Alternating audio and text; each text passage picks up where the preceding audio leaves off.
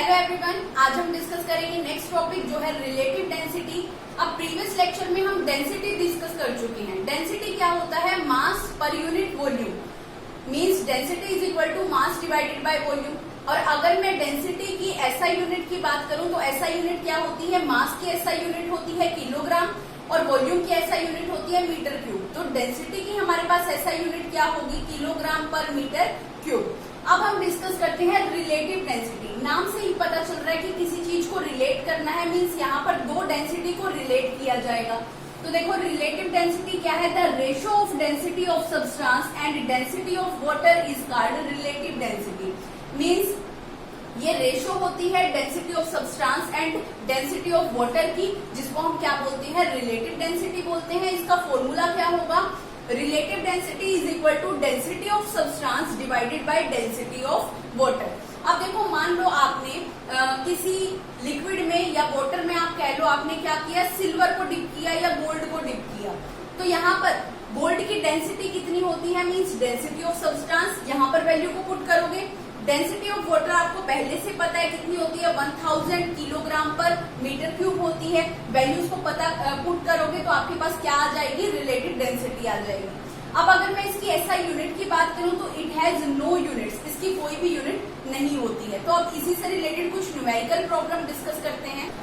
First numerical है हमारे पास, the relative density of a silver is 10.8। The density of water is 1000 kilogram per metre cube. What is the density of silver in SI unit? अब आपको बोला गया relative density आपको silver की दे दी गई। यहाँ पे हम कौन सा सब्सटेंस यूज कर रहे हैं? सिल्वर यूज कर रहे हैं। सिल्वर के बारे में आपको बताया गया रिलेटिव डेंसिटी कितनी है सिल्वर की। तो देखो गिवन है relative density of silver is equal to 10.8। ये वैल्यू आपको गिवन है। आगे आपको बोला गया डेंसिटी ऑफ वाटर,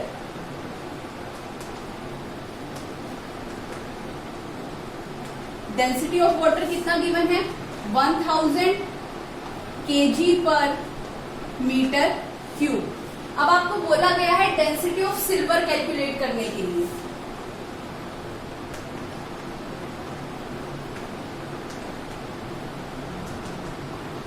तो अब देखो रिलेटिव डेंसिटी का फॉर्मूला क्या होता है?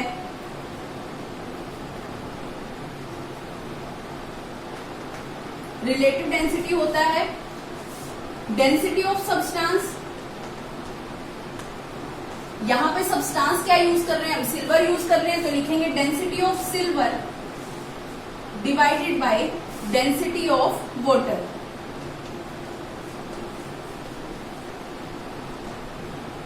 अब देखो हमारे पास रिलेटिव डेंसिटी भी है और हमारे पास डेंसिटी ऑफ सिल्वर हमें कैलकुलेट करना है। डेंसिटी ऑफ वाटर हमारे पास क्वेश्चन में ही गिवन है। क्रॉस मल्टीप्लाई करेंगे इन दोनों को, हम क्या कैलकुलेट कर सकते हैं? Density of silver. तो देखो इनको क्रॉस मल्टीप्लाई कर देते हैं तो फॉर्मूला क्या बनेगा? Density of silver is equal to relative density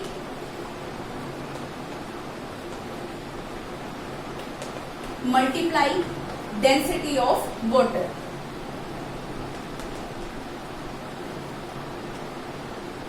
अब देखो दोनों वैल्यूज को इस फॉर्मूले में पुट करते हैं। तो देखो इस फॉर्मूले में वैल्यू को पुट करेंगे तो डेंसिटी ऑफ सिल्वर कितनी आएगी हमारे पास? Density of silver is equal to relative density कितनी है हमारे पास? 10.8 मल्टीप्लाई डेंसिटी ऑफ वाटर हमारे पास गिवन है कितनी? 1000 kg पर मीटर क्यूब। इसको हम इस तरीके से भी लिख सकते हैं 10.8 multiply 10 raise to power 3, 3 zero है तो 10 रेज़ टू पावर 3 kg पर मीटर क्यूब। तो आपके पास डेंसिटी कितनी आ गई सिल्वर की? 10 raise to power 8 10.8 into 10 raise to power 3 kg पर मीटर क्यूब। सेकेंड न्यूमेरिकल है हमारे पास, a sealed can of mass 600 gram has a volume of 500 centimetre cube. Will this can sink in water. अब आपको बोला गया एक सील्ड कैन है जिसका मास कितना है? 600 ग्राम है वॉल्यूम कितना है 500 सेंटीमीटर क्यूब है। अब ये पूछा गया कि क्या ये कैन पानी में डूब जाएगा। अब देखो ये सिंक करेगा या फ्लोट करेगा ऑब्जेक्ट, इसका पता कैसे लगाया जा सकता है, तो हम डेंसिटी को कंपेयर करते हैं। अब हमें पता है कि अगर ऑब्जेक्ट की डेंसिटी ज्यादा है और वाटर की डेंसिटी कम है, अगर ऑब्जेक्ट की डेंसिटी ज्यादा है वाटर की डेंसिटी कम है, तब तो वो ऑब्जेक्ट क्या करेगा, पानी में डूब जाएगा, सिंक करेगा। अगर ऑब्जेक्ट की डेंसिटी कम है और वाटर की डेंसिटी ज्यादा है, तब वो ऑब्जेक्ट क्या करेगा, पानी की सरफेस पर फ्लोट करेगा। तो अब देखो यहाँ पर हमारे को डेंसिटी कंपेयर करनी है। वाटर की डेंसिटी आपको गिवन है कितनी, 1 ग्राम पर सेंटीमीटर क्यूब। अब देखो वैसे तो हमें पता है डेंसिटी ऑफ वाटर कितनी होती है, 1000 किलोग्राम पर मीटर क्यूब। इसको कन्वर्ट कर लिया हमने किसमें, ग्राम में, तो ग्राम में हम कन्वर्ट करेंगे तो 1 ग्राम पर सेंटीमीटर क्यूब होती है डेंसिटी ऑफ वाटर। अब देखो हमारे को वाटर की डेंसिटी तो पता है, लेकिन इस कैन की डेंसिटी हमें नहीं पता। तो सबसे पहले हम कैलकुलेट करेंगे कैन की डेंसिटी। अब डेंसिटी को कैलकुलेट करने के लिए फॉर्मूला क्या होता है, मास पर यूनिट वॉल्यूम।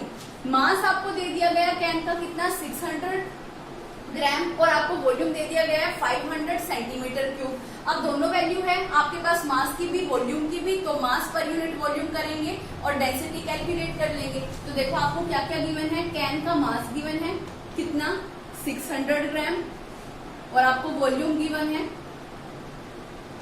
कितना, 500 सेंटीमीटर क्यूब।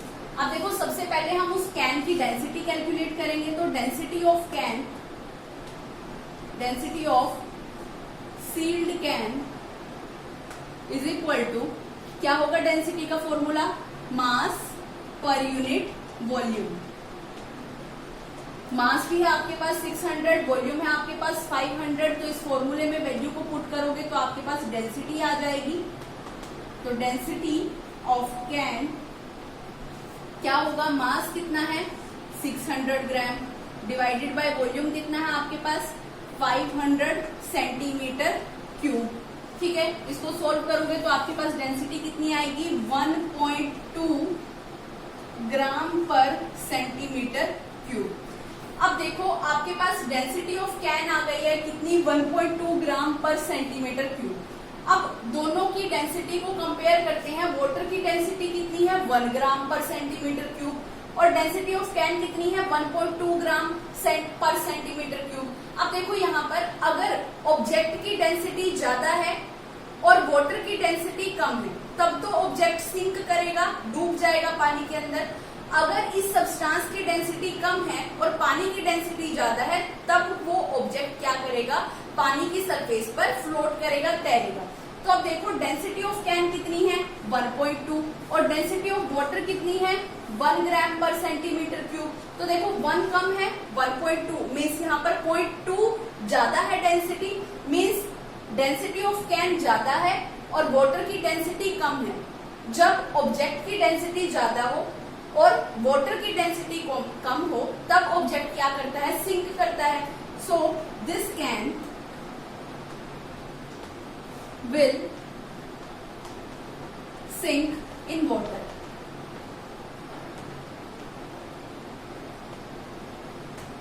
देखो एक बार रिपीट करती हूँ, आपको मास गिवन था, वॉल्यूम गिवन था कैन का, वहां से आपने क्या किया, डेंसिटी कैलकुलेट कर ली। Mass volume, density of can कैसे निकालेंगे, मास पर यूनिट वॉल्यूम, मास की वैल्यू को पुट किया, वॉल्यूम की वैल्यू को पुट किया, आपने डेंसिटी ऑफ कैन कैलकुलेट कर ली। अब देखो आपको डेंसिटी ऑफ वाटर भी पता है, डेंसिटी ऑफ कैन भी पता है, दोनों को कंपेयर करो, देखो किसकी डेंसिटी ज्यादा है। अगर कैन की डेंसिटी ज्यादा है, पानी की डेंसिटी कम है, तब तो ये कैन क्या करेगा, सिंक करेगा। तो हमने वैल्यूज को देखा, यहाँ पर वैल्यू कितनी थी, वाटर की डेंसिटी कितनी थी, 1 ग्राम पर सेंटीमीटर क्यूब, और डेंसिटी ऑफ कैन कितनी थी, 1.2 ग्राम पर सेंटीमीटर क्यूब, मीन्स 0.2 वैल्यू ज्यादा थी। इस वजह से ये जो कैन होगा ये क्या करेगा, पानी में सिंक मीन्स डूब जाएगा।